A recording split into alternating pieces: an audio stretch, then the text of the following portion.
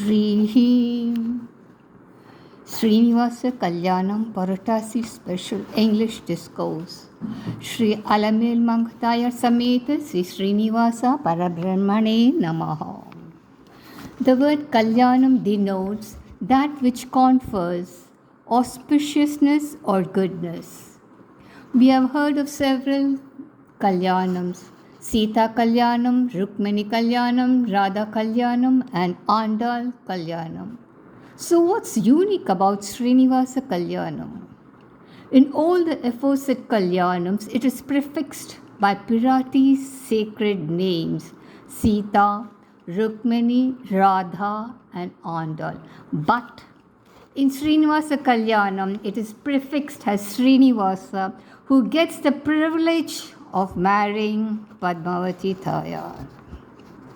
Shri is Lakshmi and Nivasa is the residence of Shri, and hence the name Srinivasa.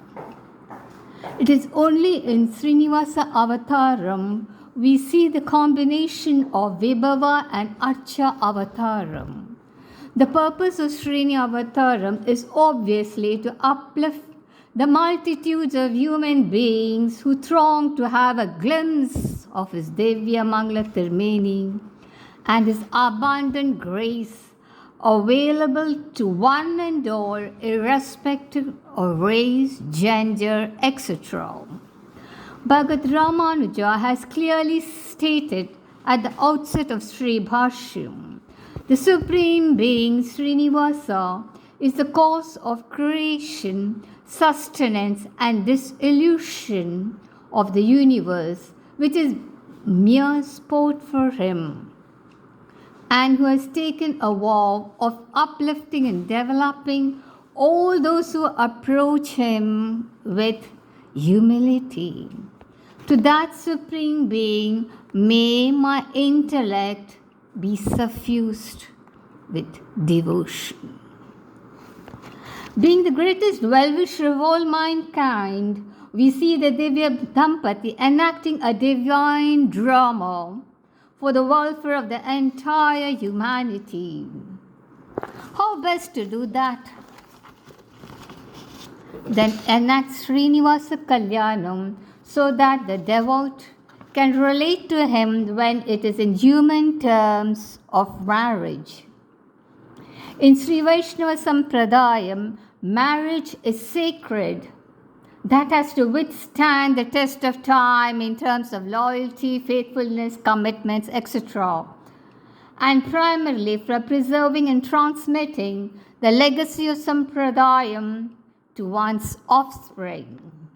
At the very outset of creation, Emperor commanded, procreate.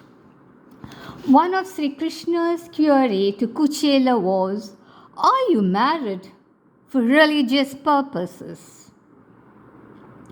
The main reason being the marriage would not fall apart like 9 pins as it does today. In a lighter vein, during the tenure of His Holiness, the 44th Ayasinger of Ahobila Mutt, a young bachelor would sing melodiously during Thiru Aradhanam. But His Holiness noticed an underlying current of melancholy and in his stentorian voice ordered, get married. Now, leaving aside the periphery, let's get into the heart of the matter. In Naimisharanya, great sages performed the sacrifice, and the question arose as to who was the fit recipient among the Trinity to receive the harvest of the sacrifice. By virtue of powerful tapas and impeccable conduct, it was decided Bhrigu Maharishi was most competent to test the trinity of Brahma, Vishnu, and Shiva. With great fanfare and zeal, Bhrigu Maharishi set out in his pious mission, which no one hitherto had undertaken. He proceeded to Kailash, where Shiva and Parvati were enamored of each other and considered Brigu to be a mere intruder. Unaccustomed to being slighted, Brigu's righteous anger engulfed him, and he pronounced a deadly curse wherein he declared she was fit to be only a linger on earth. Not one to be put off easily, Brigu persevered on his pious mission and reached Satyaloka, Brahma's residence, only to be ignored again. For Brahma was enraptured by Saraswati's Veena recital, and so Brigu was a disturbance that could barely be tolerated. Brigu hissed like an infuriated serpent and declared Brahma was not fit to be worshipped on earth. Even today, there are no temples worth the name for Brahma. Brigu's righteous indignation was born out of impediments in his quest for the truth.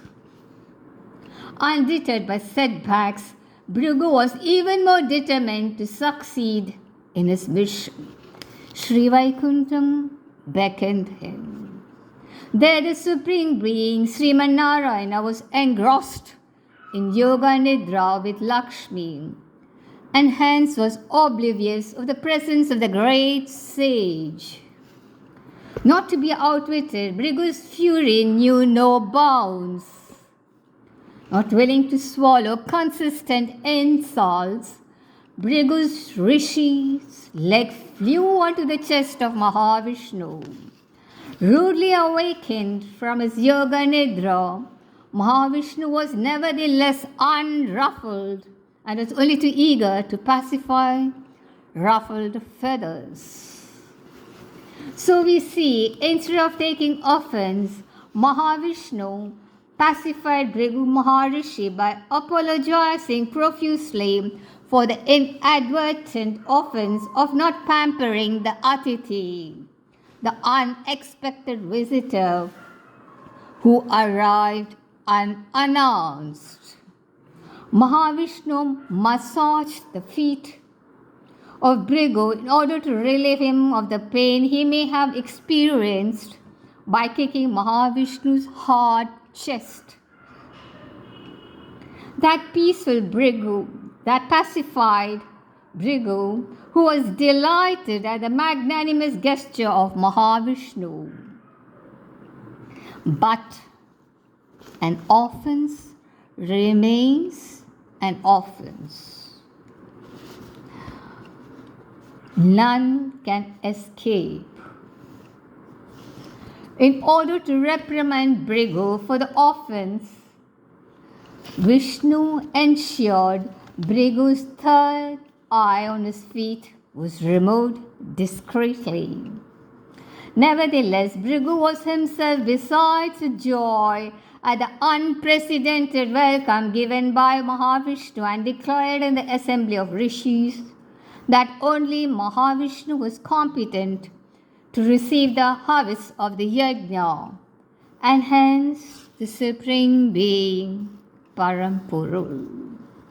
Meanwhile, Lakshmi was aggrieved at the treatment meted out to her by Mahavishnu, who was kind to Brigu, the one who had the audacity to disturb her residence at the chest of Mahavishnu.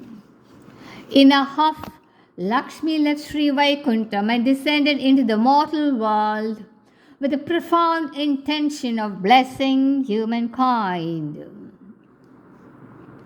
Sri Vaikuntham lost its luster without Lakshmi, and the doting beloved spouse also left Sri Vaikuntham in search of Lakshmi.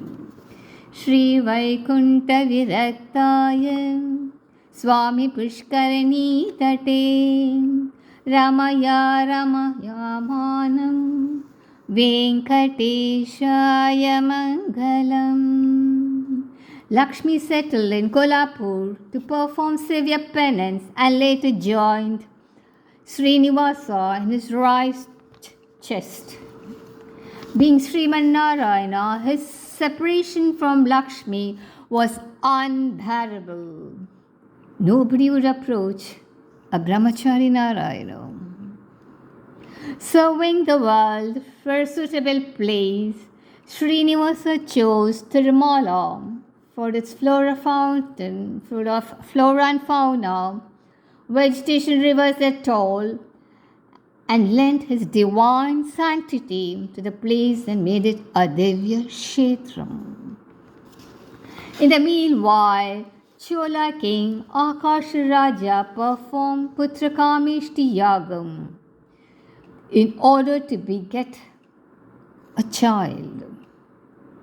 Akin to Janaka finding Sita, Akasha Raja also found Padmavati in 1,000-petal lotus flower, hence the name. With great care, Akasha Raja and his wife Dharini Devi nurtured the divine child. In course of time, Padmavati, the alter ego of Lakshmi, grew up into a beautiful maiden.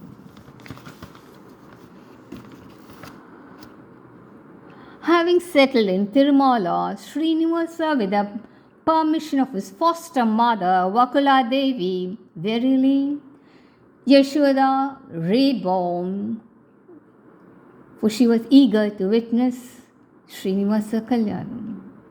Srinivasa went on a hunting spree, capturing only cruel animals.